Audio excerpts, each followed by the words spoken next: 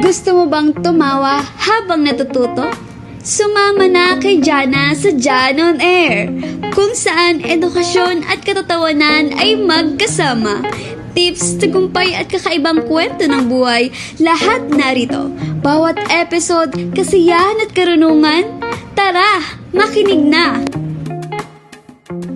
Ayan, nagbabalik tayo dito sa Jan on Air. Kasama ang ating mga bisita, si Liza. Ayun naman talaga.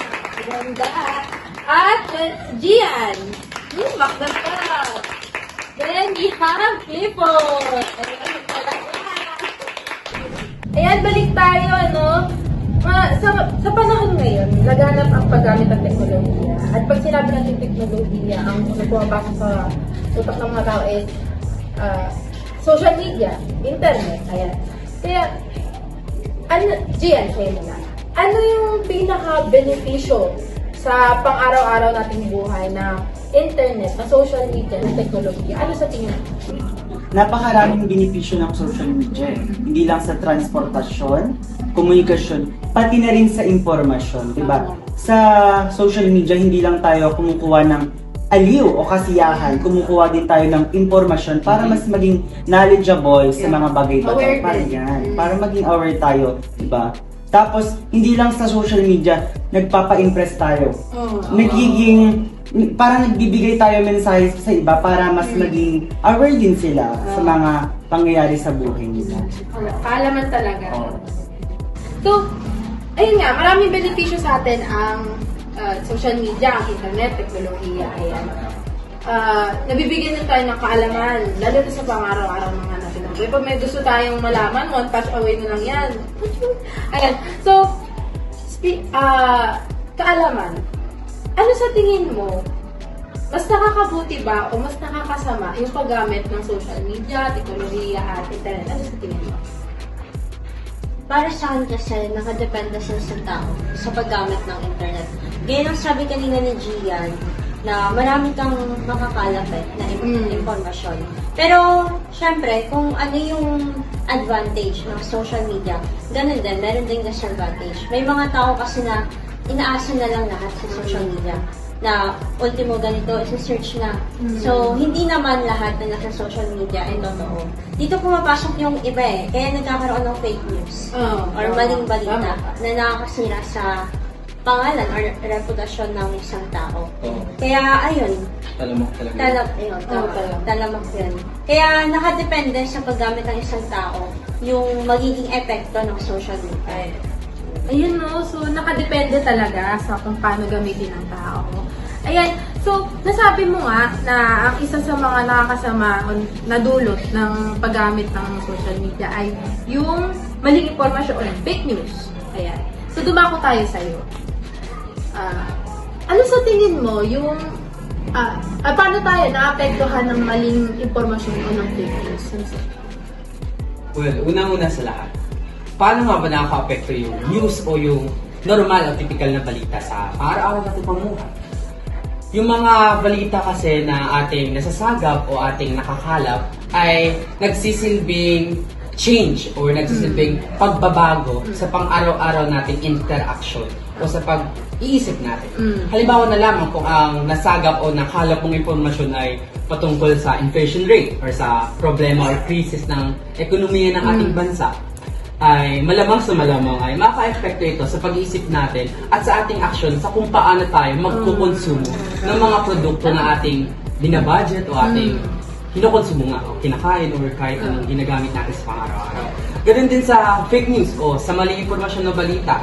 Kasi sa panahon ngayon, talamak na ang maling impormasyon ng mga balita, di ba? Kahit ako, kahit sa sarili ko naka-experience na ako ng maraming maling impormasyon na galing sa ibang tao.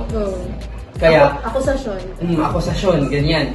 Halimbawa, sa balita na isang tao biglang naakusa sa maling paratang na isa siya. Napakabigat po.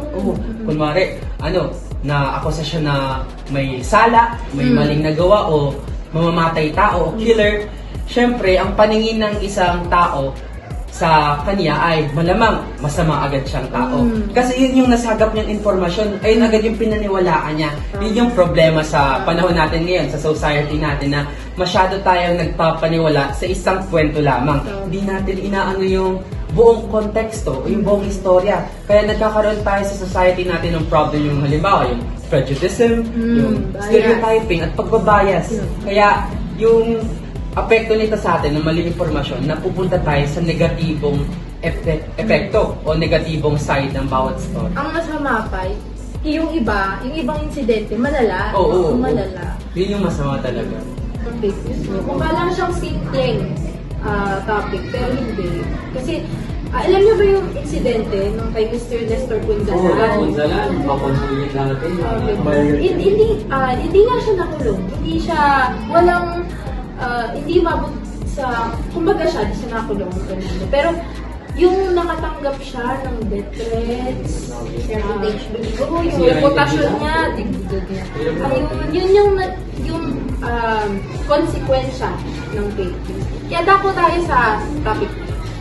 Bilang mga influencers, content creator, educator, singer, ano yung tsaka yung naka-experience kayo na related sa fake news, diba?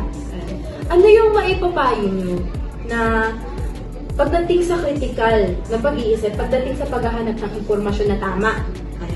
Para sa akin, sa mga nanonood ng mga kabataan dito, sa mga nakikinig sa podcast natin ngayon, isa lang mapapayo ko is maging responsible. Hindi dapat tayo naniniwala sa mga bagay-bagay na nakikita natin sa social media. Agad-agad. Kaya kailangan natin suriin mabuti kung tama ba to or mali.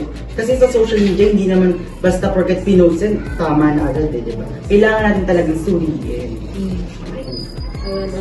Ayun, yung akin gaya din ng kay Gian maging responsable, tapos maging mag-search ka muna. Like, hindi ka basta-basta maniniwala sa kung ano yung makikita mo. Kasi ganun yung nangyari kay Mr. Punzalan. Yun nga. And nasira yung Reputation. reputation. Ayun, sa akin naman, kasi as a sayer, talagang talamak sa akin yung mga chismis sa social media, sa iba't ibang plataforma, na kesyo, ganito daw, ganyan yung mga, mga gawa ko, mga likha ko sulat. Lalo na nung nakaraan, nag-viral, kaya mahirap talaga na yung mga tao ngayon ay madali nang maniwala at mautok sa mga impormasyon. Kaya para sa akin, nagpayo ko lang sa mga tao ngayon, pati sa mga fans, sa mga fans natin dyan, lalo na sa fans ni Jana, ay lagi natin isabuhay yung English quote na think before you click. Siyempre, sa mga impormasyon na lagi natin nasagap, lagi natin isinasabuhay, dapat natin isipin kung ito ba ay tama, kung ito ba ay wasto. So, hindi lang dapat tayo dito maniniwala, kundi sa buong impormasyon. Kasi maka-apekto talaga ito sa atin, sa paniniwala natin. At talagang hindi lang sa sarili natin, kundi kung ano yung ibabato natin sa taong yun o sa sitwasyon na yun, ay talagang magkakaroon ng epekto, malaking epekto. Kasi hindi natin na mababalikan yung mga nagawa natin. Tama. Yun talaga. Ayan, so, ang conclusion natin ngayon, yung internet, social media, yung teknolohiya, nakakatulong talaga siya, di ba?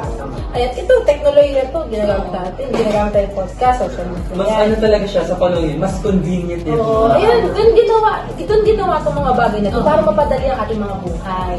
Ayan. Kaso, yun nga, pag mali yung paggamit, kung hindi, kung inaabuso, kung hindi mo siya ginagamit ng tama, mali.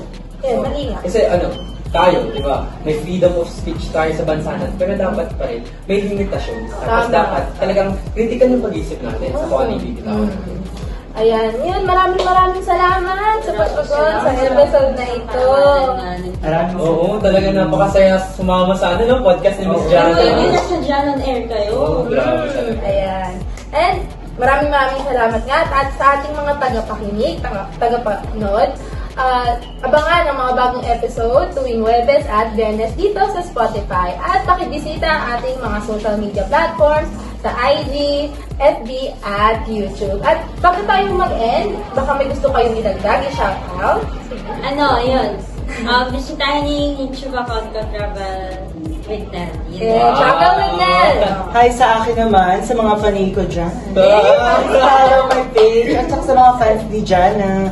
Follow nyo naman ako sa IG, YouTube at Sad Bitter. Double, no? IG. Sa akin naman, syempre as a singer, gusto kong i-promote yung bago kong labas na kanta. Ang tawag dito ay Indayo. Follow nyo yung YouTube channel ko, pati yung Instagram ko. Dito lang, lalagay lang ni Miss Jana sa baba. Yeah. Maraming salamat to all my Clifford fans out there. Yeah, Hello po. Ay sa mga chikana. Ayan. Maraming salamat at hanggang sa muli, this is Jan on Air. Bye!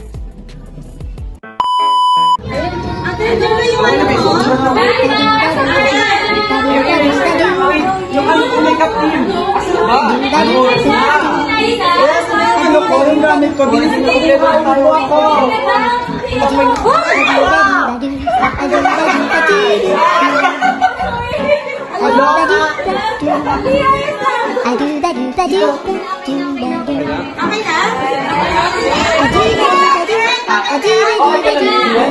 Sana tayo. Ang tonte na mga kalab.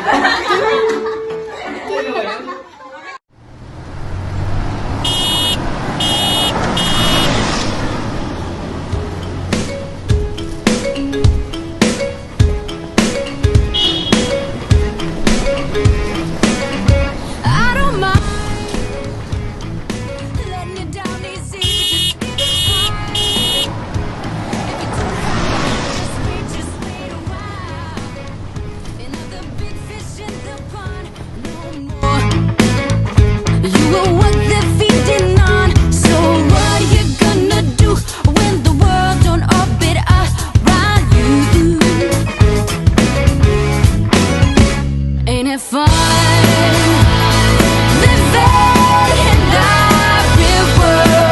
Upgrade your listening journey with Spotify Premium. Immerse yourself in extended playtime and superior sound quality for the ultimate audio experience. Subscribe now and elevate every beat to a new level of excellence.